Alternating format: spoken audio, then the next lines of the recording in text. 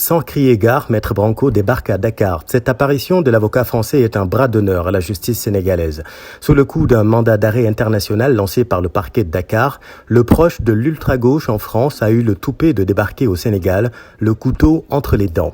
Avec cette démarche provocatrice, la robe noire nargue tous les praticiens du droit, les avocats d'Ousmane Sonko y compris. Mais au fond, ce n'est pas si surprenant, tant l'homme visé par un signalement du Quai d'Orsay après la révélation par l'avocat de l'identité de fonctionnaire de l'ambassade de France au Sénégal clive et indispose dans son pays, la France. Adepte des coups d'éclat, l'avocat controversé est un as de la provocation.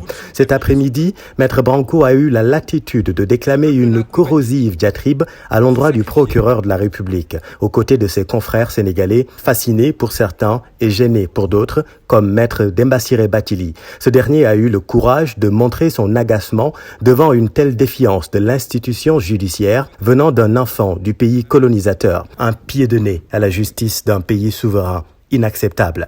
La prise de parole de Maître Branco est d'autant plus déplaisante que certains avocats sénégalais présents ont feint la surprise de sa présence à Dakar. Mais au fil de la décharge de la bile de Branco, la prise de parole est devenue lourde pour tous.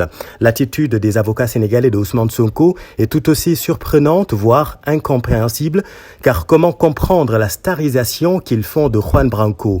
Le nœud de l'intrigue, c'est tout de même de laisser croire que Maître Juan Branco, aussi brillant serait-il, peut débarquer à Dakar pour révolutionner le droit sénégalais, alors que l'opposant Ousmane Sonko dispose déjà d'une belle brochette d'avocats aussi brillants les uns que les autres. La majeure partie des Sénégalais ont découvert Maître Juan Branco lors de son refoulement du sol de Dakar. Cet homme est loin d'être un avocat de premier plan en France, comme on veut nous le faire croire. Il est à des années-lumière des figures du barreau de Paris. Juan Branco est loin de l'expertise des Pierre Haïk, Hervé Temim, l'actuel ministre français de la Justice Éric Dupond-Moretti, ou Jean-Louis Pelletier, Thierry Levy, Henri Leclerc et j'en passe.